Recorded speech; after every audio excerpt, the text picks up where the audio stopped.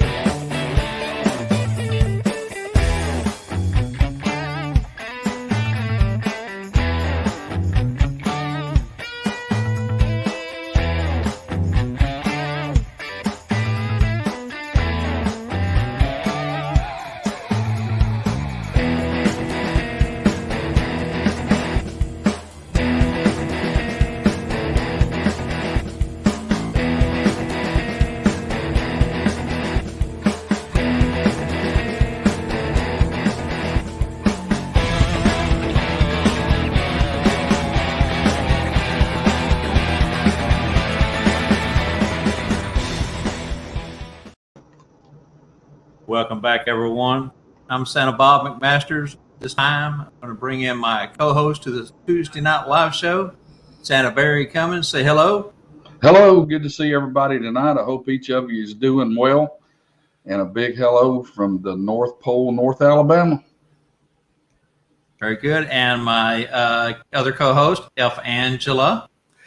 Hello, everyone. Thank you for joining us tonight.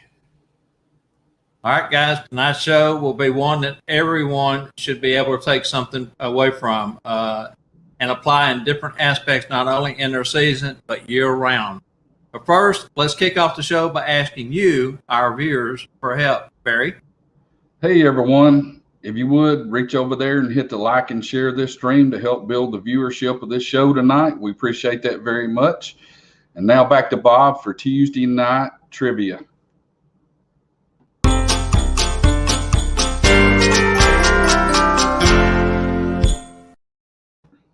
Okay, so we've had some hard trivia questions the last few weeks. Took some research.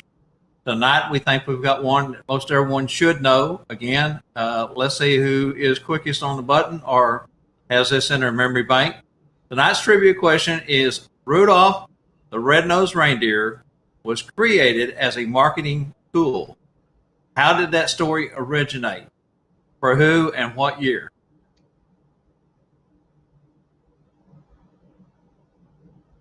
Looking for a specific answer on who the story was originated for. Again, it was created as a marketing tool.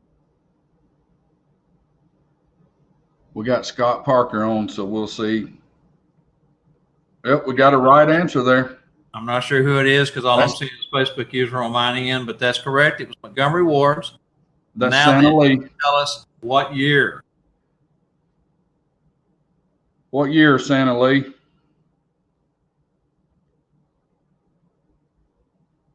Was that who got it? Was Santa Lee? It was Santa Lee. Congratulations on that, Santa Lee. Yeah, give us the year now, someone.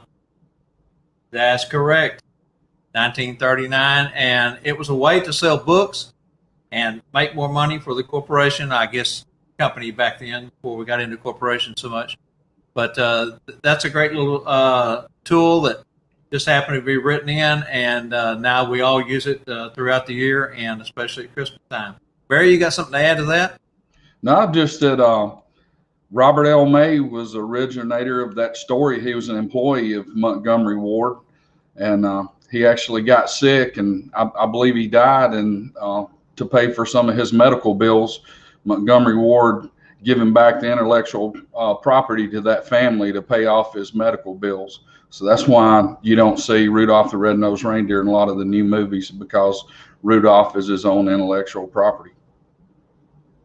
And I think that's one of the ones that's still under copyright protection also. Right.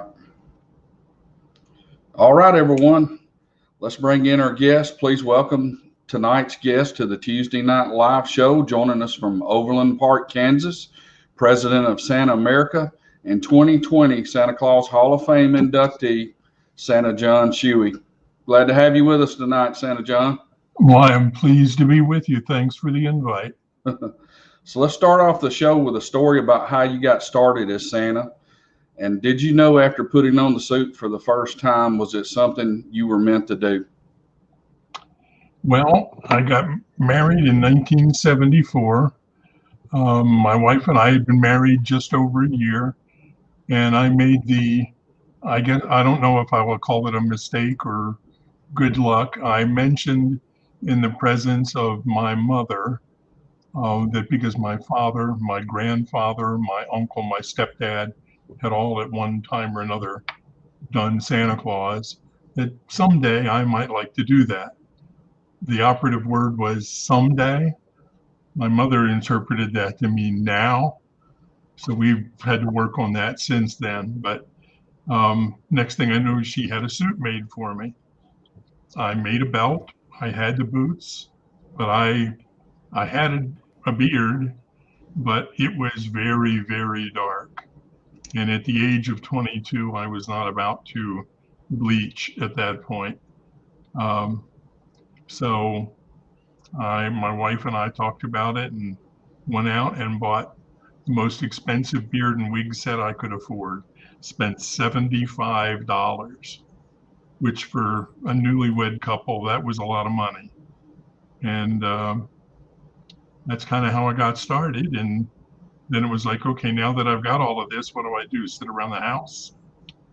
That wasn't going to work. So I spread the word to contacts, and first one to take me up on my offer to be Santa Claus was my boss.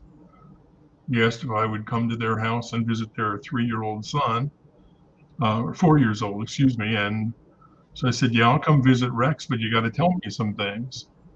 So he told me all sorts of things about Rex, what he liked and didn't like and all of that. But he also said he gets up in the middle of the night to go to the bathroom and he forgets to turn out the bathroom light. The light shines down the hall into mom and dad's room, wakes mom up, so she has to get up to turn out the light.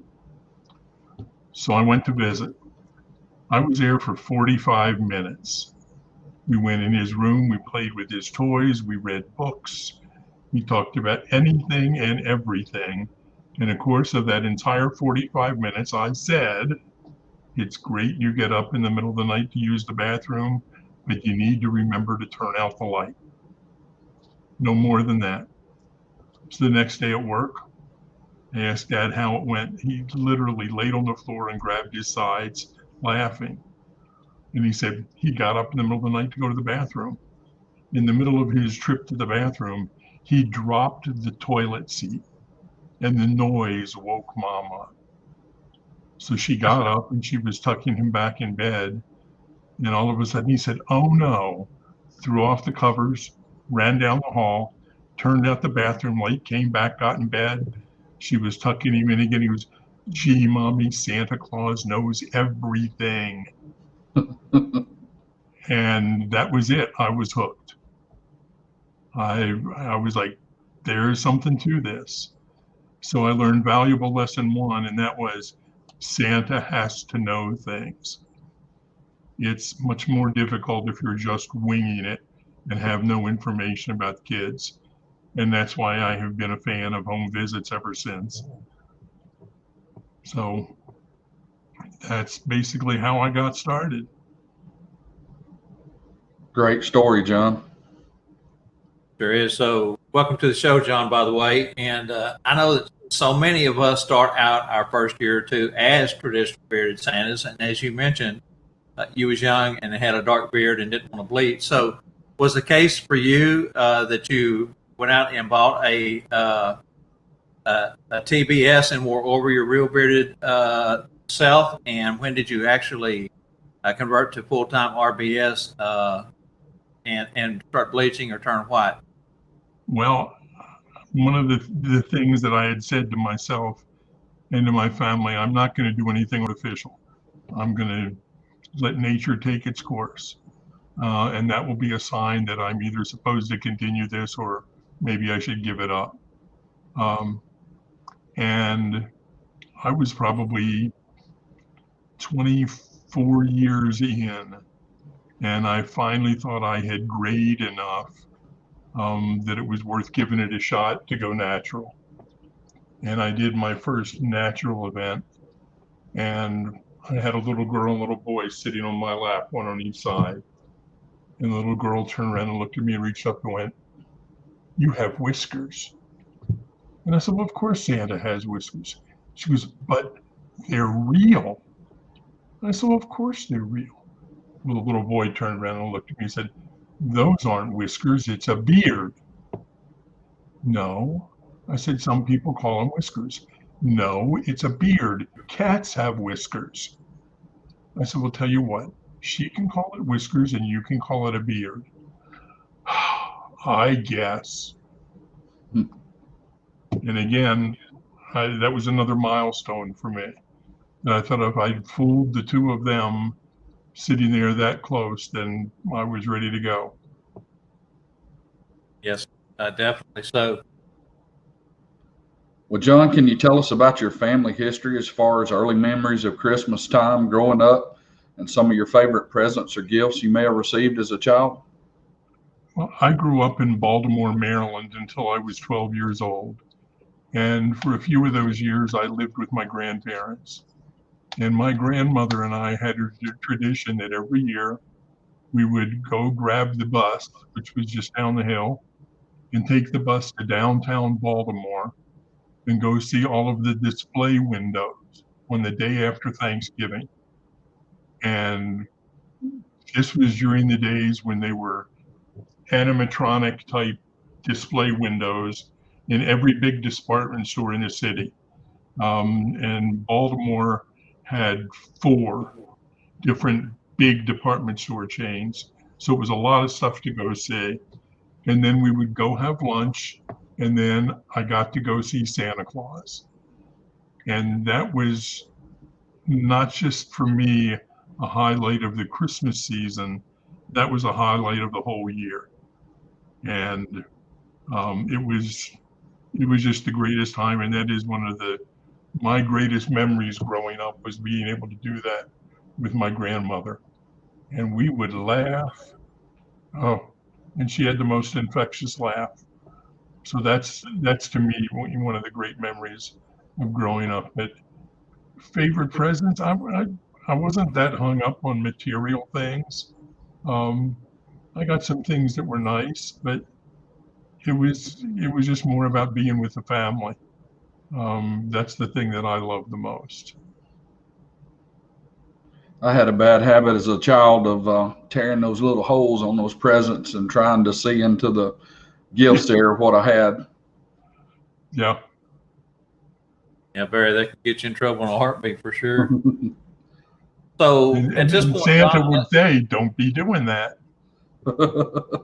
exactly. So at this point, let's switch gears here and let's talk about Santa America. How did Santa America get started? Can you tell us what year and where it was founded and who was the founder? I know that's a lot of questions there all at once, but we'll give the floor to you. Well, Santa America was founded by a gentleman named Ernest Berger. Ernie lives now in Daphne, Alabama. Um, Ernie Ernie lived in Atlanta prior to moving to Daphne. He and his wife lived there, raised their kids there, and he was an executive with General Electric. And in 1999, his wife Darcy was diagnosed with stage 4 pancreatic cancer and wound up spending her last days at a hospice house in Atlanta. And while they were there, there was a baby at the hospice house as well. Now, this baby had family, but the family had other children, and they weren't able to take care of her with the other children at home. It was just too much. So this little girl was living at the hospice house. The family would come every day as often as they could. When the family wasn't around, the other patients and families took their turns rocking this little girl.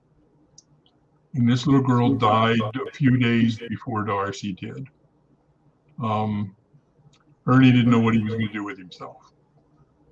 He was getting towards retirement, but not quite there. And he finally decided that maybe that's the thing to do. So he retired and he said, now, if I'm going to live somewhere for retirement, where am I going to go? So he searched all over the country and even internationally looking for some place to go, and wound up moving to Daphne, Alabama. And in 2004, he said he remembers it like any morning. He said he woke up, he sat on the edge of the bed, the sun's coming through the window, and he said to nobody in the room, I know I'll grow my beard and be a hospice Santa. And then he looked around and said, where the hell did that come from? And then he kind of thought, well, you know, if I said it, it must be something I'm supposed to do. He said, I didn't even know if there was such a thing. So he contacted the local hospice near Daphne in Mobile, Alabama, and went in to talk to them and said, this is what I'm thinking I'd like to do. And they're like, we've never heard of anything like that, but we're willing to give it a try. So by the next year, Ernie had grown out his beard and had the suit and was ready to go see what happened. And together, the hospice there and Ernie kind of developed the program that became Santa America. And Santa America was incorporated in 2005. I got to get this right. 2005, along with getting the 501c3. And that's how Santa America got started. Tell you what, it's a great organization that you guys have put together, and you know, those types of visits are not for everyone. I know that, but it definitely takes a special kind of person with the fortitude and the heart to do what you guys do. We want to thank you now in advance. Barry?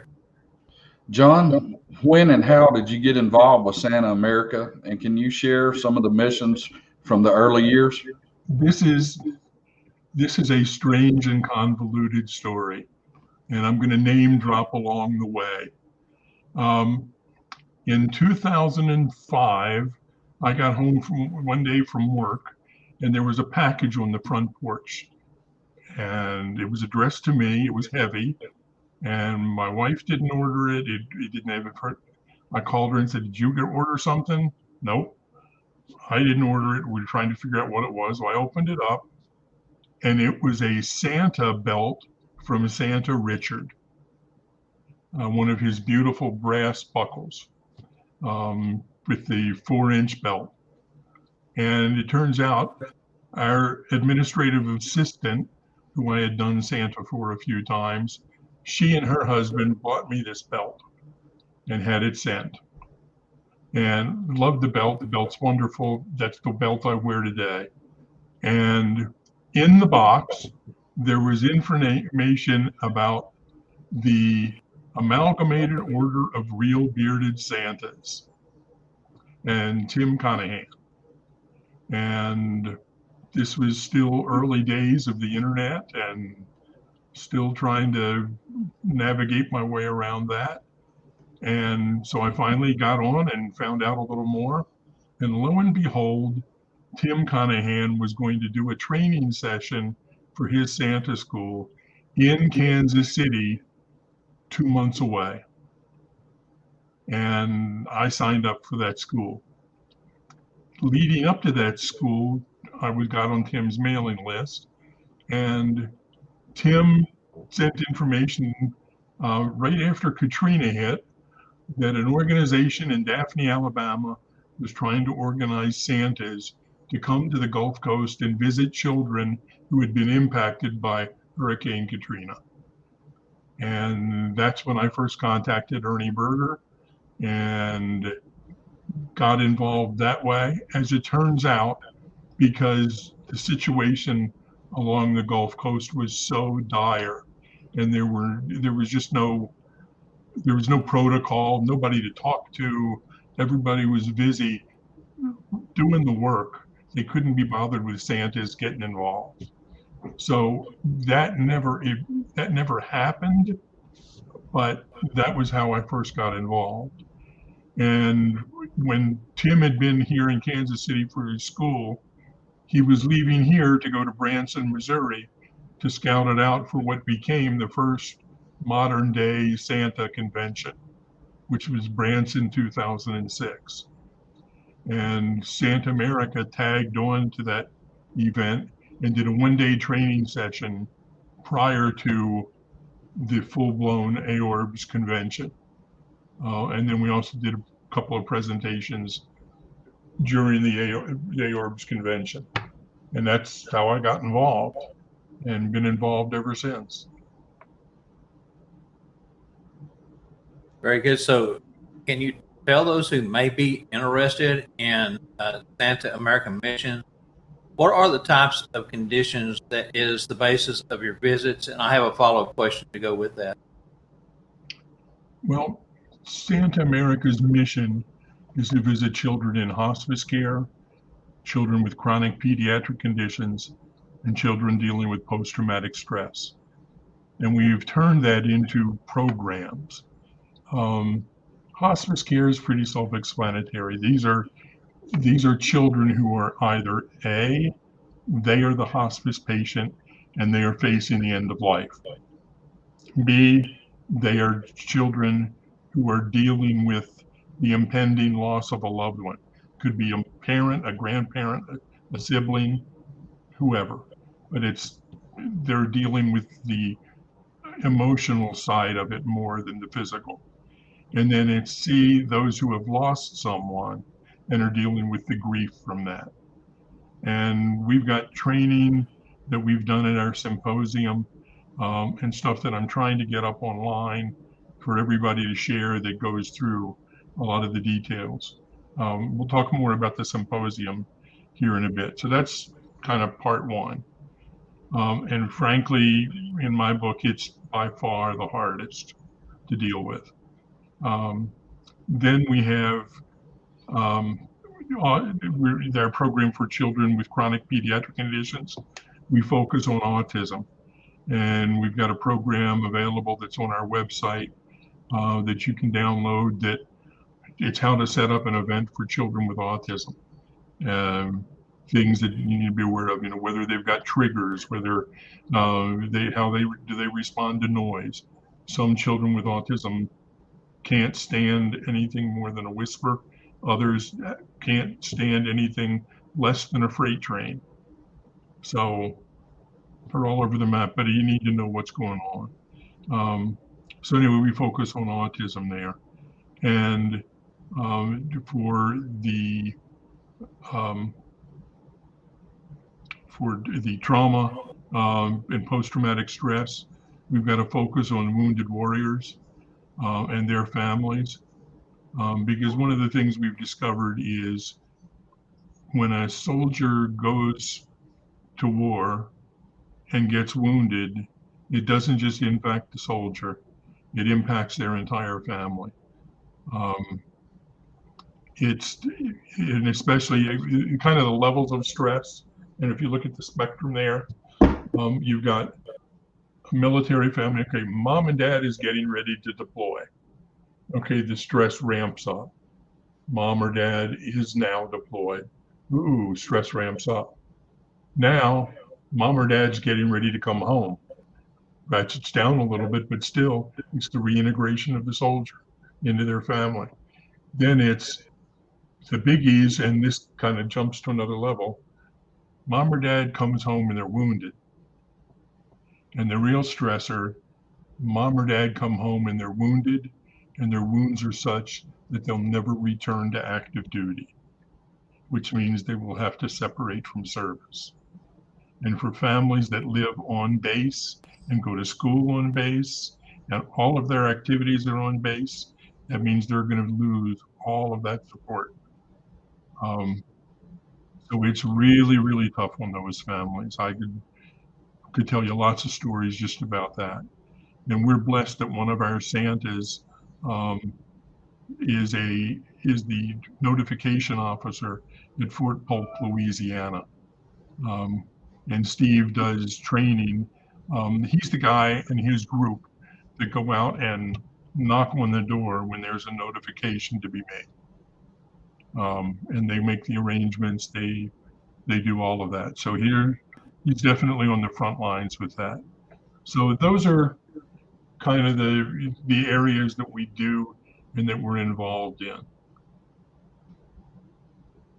And actually, you covered the second portion of my question there with your answer. So I'll tell you what, at this time, we're going to take a real quick break. Stick around with us. We've got the second half of the show to do.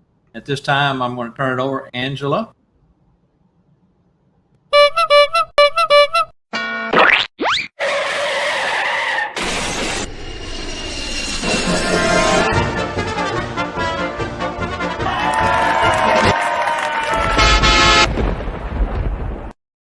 And that can only mean one thing. Stop the show. It's time for the Tuesday Night Live Showstopper Special. For this week's StuffForSanta.com Showstopper Special, will go straight to the head clown, at large, and in charge, Spangle the Clown. Hey, Spangle. Hey, guys. How are you doing? Doing Man, great. is Good. that not Santa America a great thing? Man, phenomenal. Hey, Yeah. You guys wanted something special? We want to help you guys get your season going right. We have a DVD for Santas. This is Spanish.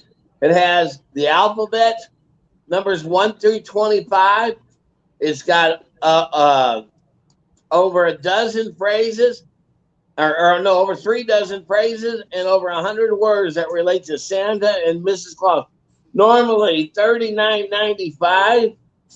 For you guys, $25, and if you get it during the show, it's going to be free. Wait, check it out. Look at here. We're going to do this. Sign language for Santas. It's the same thing. Numbers 1 through 25, the alphabet, the over 100 words that are related to Santa and Christmas, and over 3 dozen phrases. Both of these for one single $25 bill. Wait, they don't make $25 bill. Maybe they ought to make $25 bill. $25, you're going to get both of them. During the show, you're going to get free shipping. That's like $80 worth of something, plus free shipping during the show. After the show, shipping is going to be $5. Both of them, one low price. Both of them, one low price. Very good, guys. And that offer expires 8/30 of 2021. That's good for 1 week. And you know what, man? I think you outdone yourself on that one. That's a great deal. That's something we can all. We really want to help them get, where they can talk to everybody. Exactly. Feliz Navidad. Merry Christmas. Perfect night to have those as a showstopper special with John in Santa America and talking about visits and hospice and Spanish and sign language falls right in place. Yeah. We had John one time down at School of Santas. I think you were there when he was there, Bob. Yes, 2 years ago. Yeah. Great guy. Hey, anyways, You guys keep on with the show, man. Love your shirt, Barry. Thank you.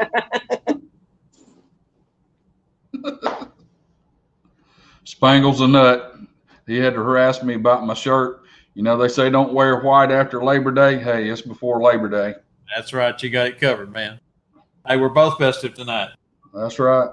Okay, Angela. You are watching the Tuesday Night Live show with Bob, Barry, and Angela.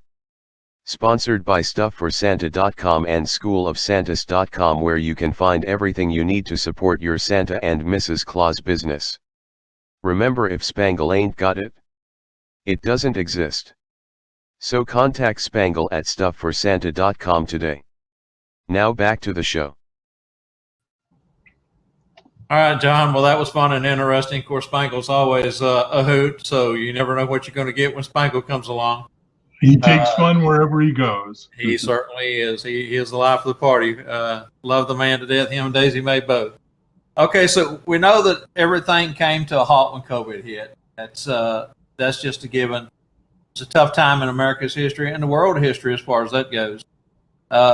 Can you talk about Santa America's synopsis? And I know that you mentioned 2019 when COVID hit, everything kind of came to a halt at that point. And I know you're looking forward to 2022. So can you tell us about that? Well, let me back up to 2019 first. In 2019, we had our very first standalone training event. We had the Santa America Symposium here in the Kansas City metro area. And we, again, using our three areas, we had professional speakers on each one. Our first with death, grief, and bereavement was a professor, Dr. Jack Cicero, who is a grief counselor and trains grief counselors all over the country. In fact, all over the world now. He's spending time in Europe right now training the military on grief counseling, because the military is trying to get a better handle on military suicide. So they're working heavily trying to get training out there to everybody so that the folks currently in service are better protected. So that's, Jack was our speaker for that, did a fabulous job. And then we had a roundtable discussion. We had two moms come in that had Santas visit their children. Both children have passed, and they talked to our group about exactly what the Santa visits meant and how it helped them and what worked, what didn't work. So they got to tell their stories, and then the Santas got to ask questions, and everybody seemed to enjoy that. Then we did autism, and we had one of the finest researchers, writers in the country who lives in the area came and spoke to us about autism and how to identify things and what Santa should be looking for and triggers and all of the things necessary to have a successful Santa visit. And then we had families come in, parents and the kids on the autism spectrum. And the same thing, we did a round table. They got to tell their stories, and the Santas got to ask questions. And then our third thing was split into two speakers. And that was talking about trauma and the trauma, how it impacts children. Trauma in children in particular can cause brains not to develop the way normal brains do. It's stress and tension and all of that in children. Trauma creates those kinds of problems that are literally lifelong. So we talked about all of that, and again, some ways to recognize and diffuse some of the tension and trauma that you may be seeing in children that you visit. And then that was followed up with Steve talking about the military aspect of it. We had kicked off our event before that when we went to visit the VA hospital here in Kansas City as casual Santas and passed out candy canes in the middle of September. So we had a great time doing that. And the vets had a great time at being entertained. So, but we did that, and then that was kind of what our symposium was about. We had intentions to do it in 2021, every 2 years, but with COVID, we decided it was just safer to pass right now. And we're pushing it off till next year, waiting to see how things develop, but still not sure whether we're going to look at the spring or the fall to do the next event, but we are intending to do it again. So, John, what kind of training is needed to work for Santa America with the type of visits and missions you do? Well, if we've got a Santa that wants to make hospice visits, we ask them in your local area to get hooked up with a local hospice. Hospices are either for-profit or not-for-profit. My personal preference is not-for-profit organizations. They've just got a little different view of things, but all hospices are required to have volunteers. So they're looking for volunteers all the time. And then if you become a hospice volunteer in your locale, go take their training, because the hospice rules that my hospice operates on in Kansas City are different than what they may be in Texas or Alabama or anywhere else in the country. So you have to know how your local organization operates, and follow their rules and guidelines. And of course, with COVID now, those rules and guidelines are changing almost daily. I get emails once a week from hospice that protocols changing a little bit. So we're dealing with those kinds of things. But go get your local hospice training. And then kind of some tips to be ready. And we get into this in much greater depth. But step number one is, before you make a hospice visit, identify what kind of visit it is. If it's the child is the patient, is it someone in the family who's dying, or is it a bereavement call where somebody has died and the child's having a difficult time with it? Then it's find out all the information you can. Learn about the child, learn about the family, learn about, and again, everything that you can. You don't necessarily have to know what disease or whatever they have, because you're not visiting leukemia or cancer, you're visiting a child. So the focus needs to be on the child. And then after you learn everything you can, internalize it, be prepared. And then when you knock on the door, forget it, because you have to be in the moment. You can't think about what happened before you got there and what's going to happen after you leave. You have to be in the moment and visit the child where they are. And I don't just mean physically, I mean where they are mentally, emotionally. If it's a good day, that's great. If it's a not so good day, you have to be able to adapt to that.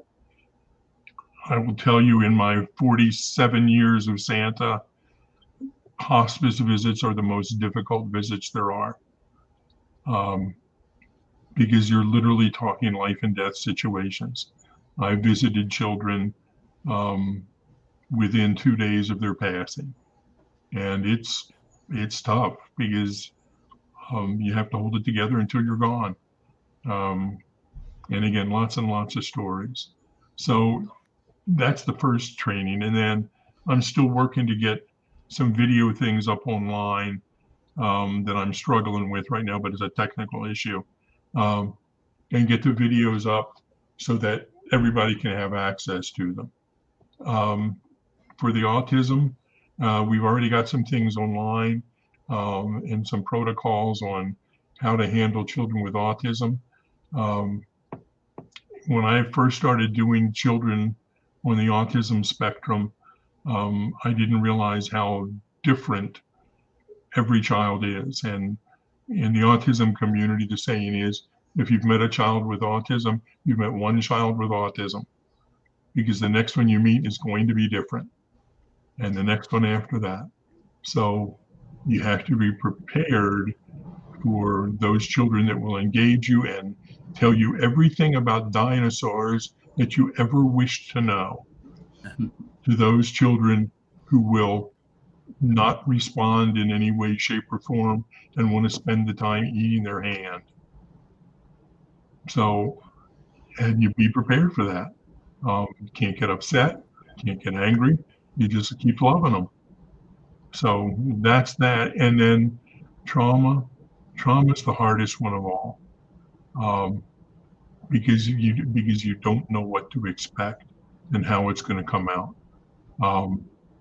Yes, I've been in situations where the children have said to me, what's the question Santa asks every child? What would you like for Christmas? And have them say, I want Daddy to stop hurting me. That's tough. And you got to be prepared on how you're going to react. So those are the things that we go over. And when it comes to that, a question that I've been asking in the Santa community for years, should Santa be committed, should Santa be considered a mandated reporter?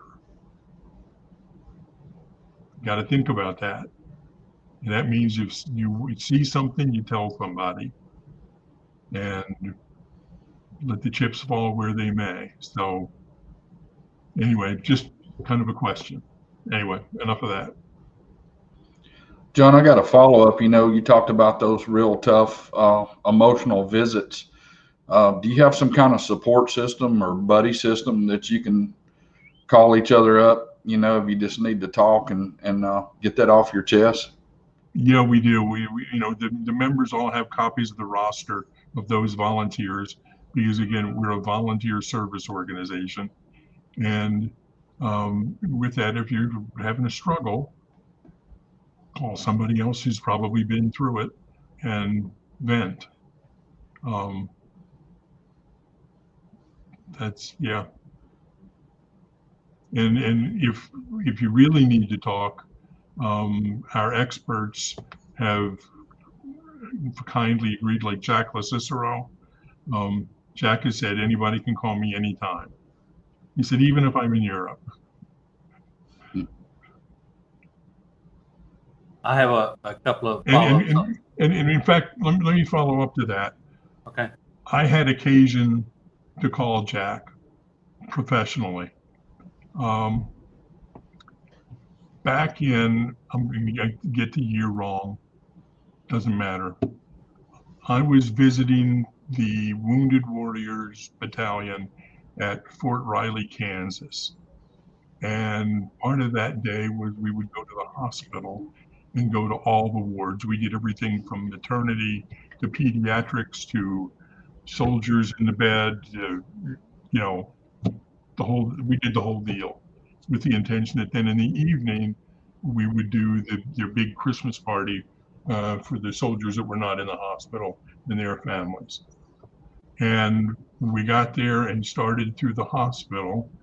And in any hospital, we all know there's kind of a reception area where they've got a big TV. And we got to the first one, and they're reporting a school shooting in Connecticut. And as I went through the hospital, step by step during the day, the news kept getting worse and worse and worse. And by the time the end of that walk through the hospital came, I was a basket case. And then had to go visit with the wounded warriors and their families. And got through it. Fortunately, my brother-in-law had gone with us. And he drove. We walked out of there, and I handed him my car keys. I said, I can't drive, I'm done.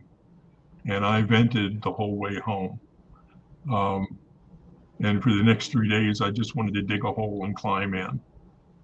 And I finally called Jack. I said, Jack, help me. I'm definitely struggling here. And his first words were, turn off the TV. You have to get away from it. You can't immerse yourself in it. Get away from the news. That's first.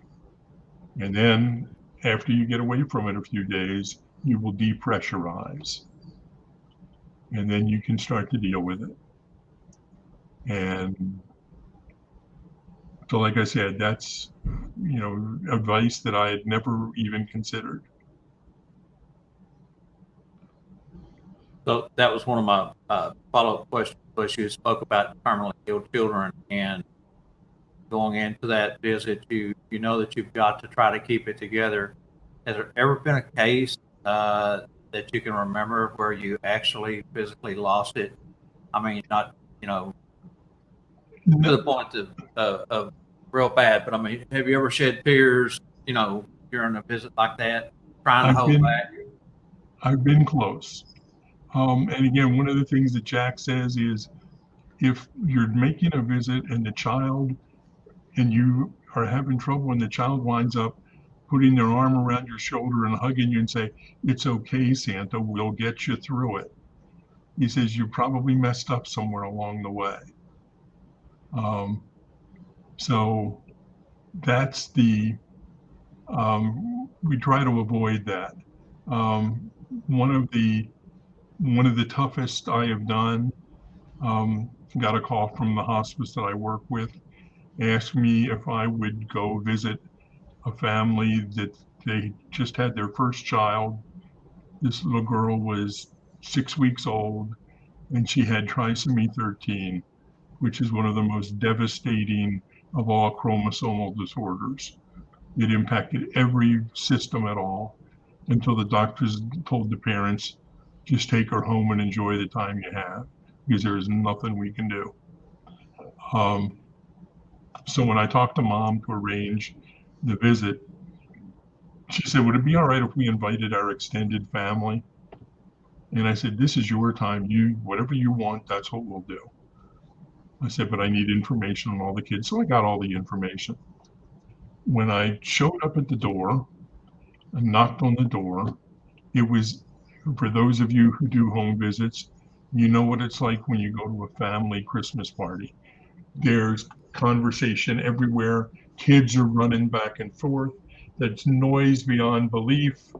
It's just giant family fun. And that's what was going on. And I went in and we finally got quieted down a little.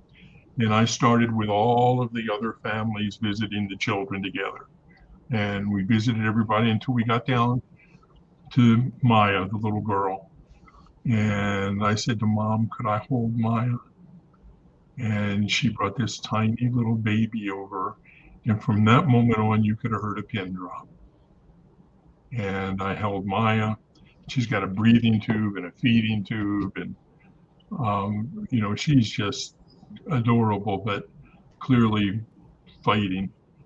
Um, and got pictures with mom and dad, got pictures with the grandparents, got pictures of the grandparents with all of the grandkids, just the whole thing. And one of the questions I ask on my information sheet for the children is something good the child has done lately. And the parents wrote on hers, made us realize we're stronger than we ever thought we could be. Wow. And I about lost it right there. But got through it and got outside when we were done and got about 3 steps off the porch before the waterworks hit. Literally, by the time I got to my car, my tears were frozen. And it just took me a while to drive away. But, understand that isn't for everybody. And that's not a negative on anybody. Not everybody's cut out to do that kind of stuff. And if you can do it, God bless you. And if you can't, God bless you.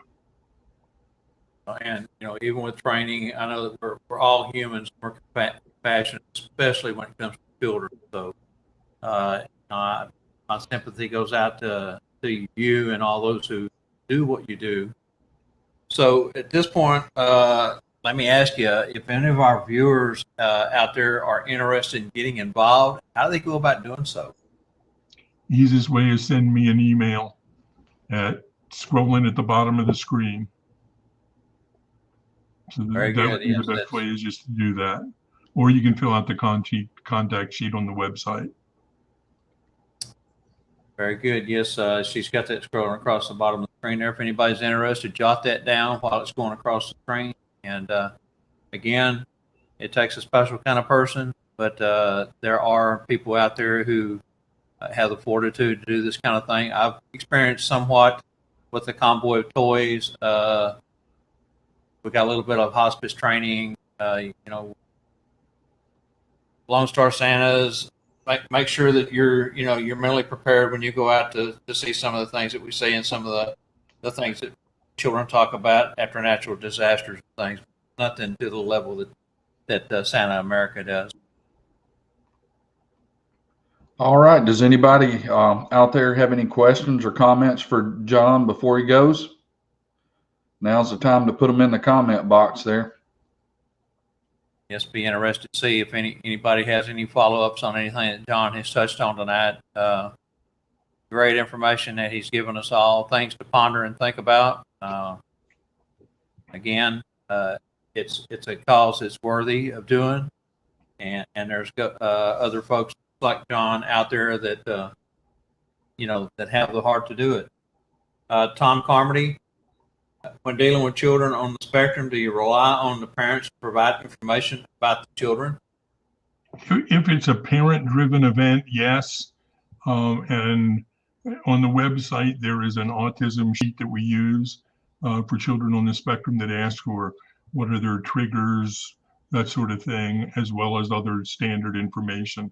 The alternative is if you're doing a school or someplace else, you rely on whoever is sponsoring the event to provide that information however they get it.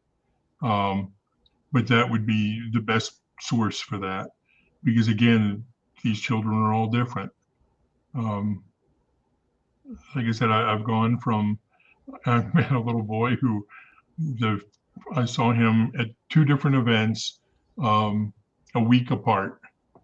The first time I'd seen him, the first week I saw him, he didn't even want to be in the same room with me. He ran past me. He ran to the other side of the room.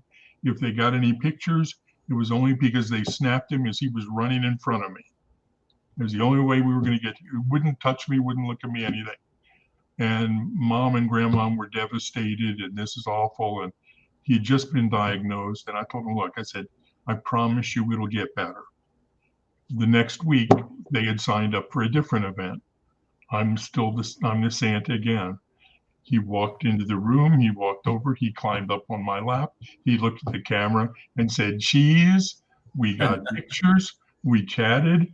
And I said, Tristan, you're doing so great. And all I could do was look at mom and grandma and said, see, I told you it would get better. And now that little boy is in 6th grade. Yeah, he's in 6th grade now, plays the drums like a madman.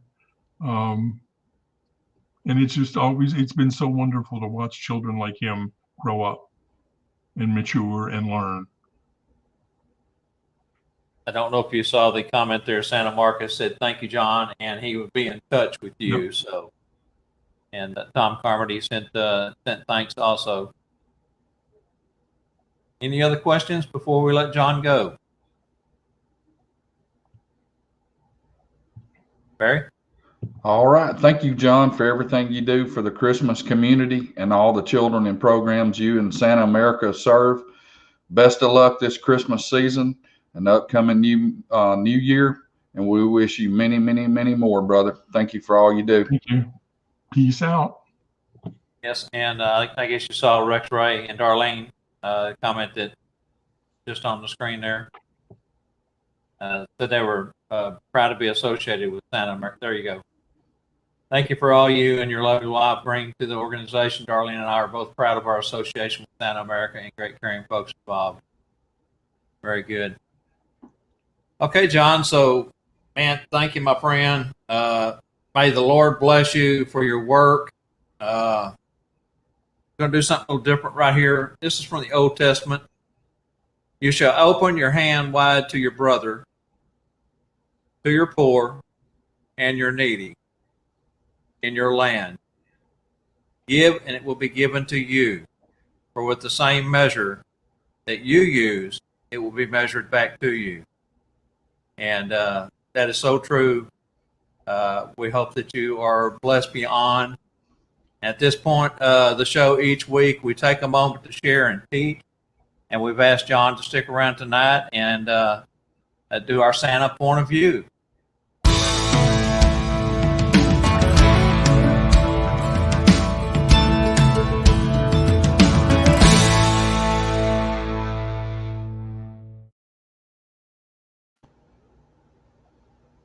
Okay, John, take it away. Well, we had talked about this before the show started tonight, and this is my opinion and my opinion only. And they're like other things, everybody's got one. So here goes. I get a little concerned when I see, and we're going to start into that season again this year, where there are going to be a lot of requests, especially for special needs visits in other places beyond where the requester is. For instance, I may get a request for a Santa in Toledo, Ohio, and I'm looking for somebody and to go visit a dying child. And people say, okay, well, I've been requested to go do this, but I don't know what to do. And the response that I see a lot, and believe me, I'm Christian, I pray all the time, but to depend that you don't need to know anything, just go and do it. You'll be fine. That just concerns me. So I'm asking, please, if you get in that situation, if you need to call me, call me. But call somebody who's got some experience and say, tell me how you would handle this kind of circumstance. How would you deal with this? What would you do? So I would just ask that you do that preparation prior to making a visit. And then say your prayers and God will bless it. It's a great tip. Well, John, once again, on behalf of my co-host Santa Bob and Elf Angela, thank you very much. We're also planning an end of the season show on October the 26th, where we're bringing back this year's guest for a short segment to wish all a Merry Christmas. We'd love to have you back for that. Are you in? I'll try and be here. Good deal. Appreciate that. Bob? Very good, John. Thank you so much again, brother. And God bless you. If you ever need any help with anything down here in Texas, let me know. I'm sure it goes the same for Barry in Alabama. And thank you so much for coming on the show. And we'll get in touch with you about that October 26th show. All right. God bless you. Barry? All right. At this point, we're going to go to Bob. He's got a short little video. He's going to show us about some of his Texas brothers out there in Dallas. They had to eat meat. So turn it over to you, Bob. That's right.